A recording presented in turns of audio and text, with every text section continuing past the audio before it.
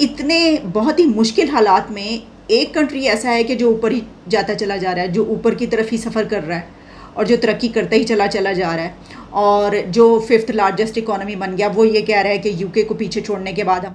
जय हिंद दोस्तों हाल ही में आईएमएफ ने भारत की तारीफ की और दुनिया को भारत से सीख लेने के लिए कहा। मतलब से ये है कि आईएमएफ ने रिसेंटली इंडिया की बहुत ज़्यादा तारीफ़ की है और उनका कहना है कि जो पूरी दुनिया है वो इंडिया से बहुत कुछ सीख सकती है। इस हवाले से क्या राय है आपकी? हाँ जी, इंडिया वो काफ़ी ग्रो कर रहे हैं। पाकिस्तान के साथ तो कंपैरिजन नहीं है इंडिया का, क्योंकि इंडिया के सूबे और पॉपुलेशन जो है वो पाकिस्तान से बहुत ज़्यादा है, और इकॉनमी और जीडीपी को देखा जाए तो वो पाकिस्तान से बेहतर है।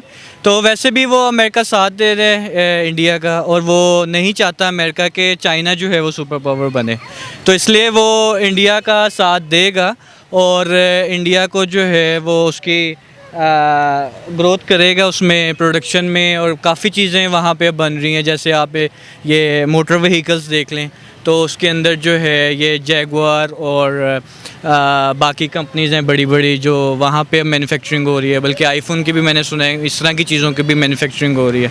अब आईएमएफ का कहना था कि दुनिया को भारत से सीख लेनी चाहिए कि कैसे भारत ने इतनी बड़ी आबादी वाले देश में बिना किसी भ्रष्टाचार के यहाँ के लोगों को नई नई स्कीमों के तहत फाइनेंशियली सपोर्ट किया, जिसकी वजह से आज भारत के लोग और काफ़ी ज़्यादा स्ट्रॉन्ग होते जा रहे हैं।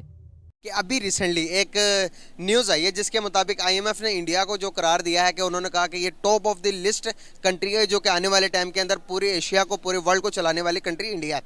एक पहली बात तो ये होगी। दूसरी बात ये कि जब हम आईएमएफ के पास जाते हैं कर्जा लेने के लिए, उनसे मांगते हैं कि भाई हमें पैसे दे दो, क्या वजूहत है कि पाकिस्तान की उस किस्म की रिस्पेक्ट नहीं है और इंडिया की बहुत ज़्यादा रिस्पेक्ट, वाहवाही हो रही है हर तरफ, क्या वजूहत? जी, सबसे पहले तो ये बात है कि वो कौन होते हैं कहने वाले कि इंडिया टॉप, वो कौन होते हैं कि इंडिया कहने वाले कि India top of the list है जो चलाती है कंट्रीज़ को। ठीक है, हम कहते हैं पाकिस्तान चलाते हैं। पाकिस्तान में बहुत से सोर्सेज हैं, बहुत से वसाइल हैं जो लोग जिनका पाकिस्तान की तरफ तवज्जो है।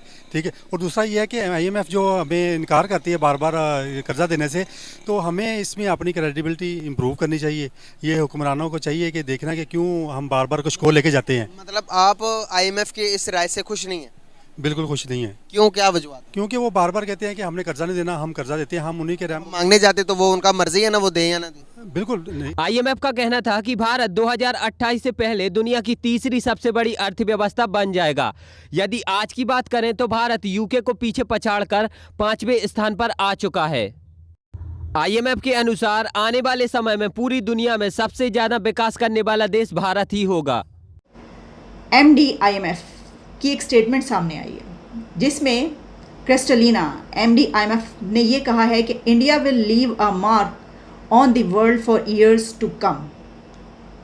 और इसकी डिटेल्स कुछ इस तरीके से हैं कि ये जो जिस तरह मैंने बात की कि इस सिचुएशन में कि जब अनसर्टेनिटी सराउंडिंग्स द वर्ल्ड, तो ऐसे हालात में इंटरनेशनल मॉनेटरी फंड्स आईएमएफ की मैनेजिंग डायरेक्टर एमडी क्रिस्टलिना का ये कहना है, उन्होंने ये कहा, इसमें उन्होंने मेंशन किया है कि क्योंकि G20 की प्रेसिडेंसी इंडिया के पास आ रही है दिसंबर में, जो कि फिर पूरा एक साल इंडिया के पास रहेगी।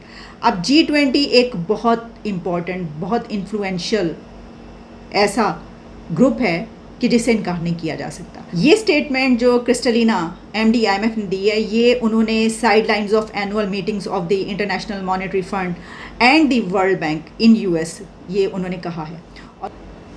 अब आप ये बात याद रखें कि G20 की मीटिंग्स के लिए कोई 200 से ज़्यादा मीटिंग्स इंडिया ने कंडक्ट करनी है। तो पूरी दुनिया के जो सुपर पावर्स हैं, जो सबसे इन्फ्लुएंशियल कंट्रीज़ हैं, वो इंडिया के साथ मौजूद होंगी, और उसके लिए उन्होंने जैसा कि पहले भी अनाउंस कर चुके हैं कि उसकी कुछ मीटिंग्स जो हैं वो कश्मीर में भी करवाएंगे, वहाँ पर पूरी दुनिया को लेकर जाएंगे। ये बात वो पहले ही खबरों में जो चल रही है कि जी इतने करोड़ या इतने लाख जो मिलियंस जो हैं वो टूरिस्ट पहले ही वहाँ पर पहुँच रहे हैं इंडिया में, और उसके बाद तो ऑब्वियसली उसकी तादाद बढ़ जाएगी। लेकिन आप ये देखें कि आईएमएफ वैसे तो इंडिया आईएमएफ में है नहीं, ठीक है, आईएमएफ में तो हम हैं, लेकिन ये जो बात की है उन्होंने वो इसलिए की है कि उन्होंने ये बात ठीक की है।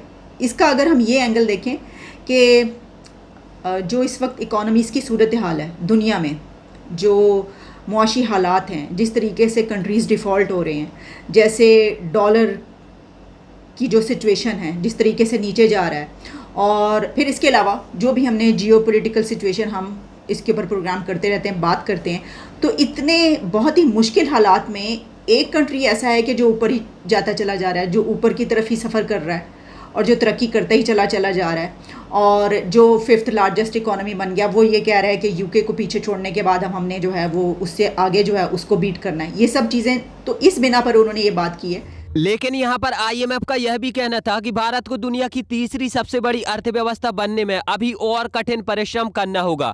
भारत को अपनी कई नियमों और कानूनों में बदलाव करना होगा, अपनी टैक्स पॉलिसी में और ज़्यादा बदलाव लाना होगा, साथ ही साथ अपने लॉजिस्टिक और इंफ्रास्ट्रक्चर को और भी ज़्यादा इम्प्रूव करना होगा।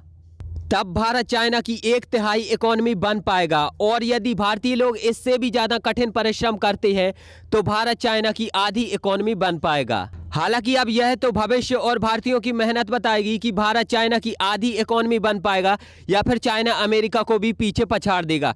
खैर, आपको क्या लगता है आप मुझे नीचे कमेंट में ज़रूर बताइए। एंड यदि ये वीडियो अच्छी लगी है तो चैनल को सब्सक्राइब करके बेल आइकन जरूर दबाइए।